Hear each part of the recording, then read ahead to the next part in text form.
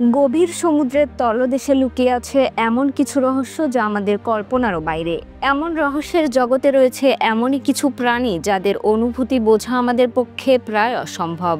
তাদের মধ্যেই এক বিস্ময়কর প্রাণী নীলতিমি। বিশালদেহী এই প্রাণীটিকে বলা হয় সমুদ্রের দানব। তবে বাস্তবতা হলো তারা এক একজন ভালোবাসার প্রতীক। তাদের রয়েছে অনুভূতি, আবেগ আর সঙ্গীর প্রতি গভীর মায়া। তারা কেবল বুদ্ধিমানই নয়, বরং তাদের মধ্যে দেখা যায় পরিবারের জন্য শেষ চেষ্টা পর্যন্ত লড়াইয়ের মর্মস্পর্শী ছবি। অনেক সময় এই প্রাণীরা নিজের মৃত্যুর পথে এগিয়ে যায়। সবকিছুর মায়া ছেড়ে তারা নিজেই বেছে নেয় শেষ ঠিকানা, সমুদ্রের অতল গহ্বর। তবে এখানেই শেষ নয়, তাদের মৃত্যু নতুন প্রাণের উৎস হয়ে ওঠে।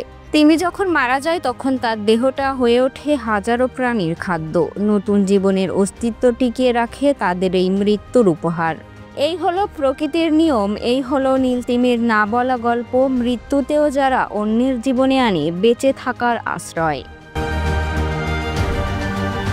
ডেস্ক রিপোর্ট, প্রতিফলন।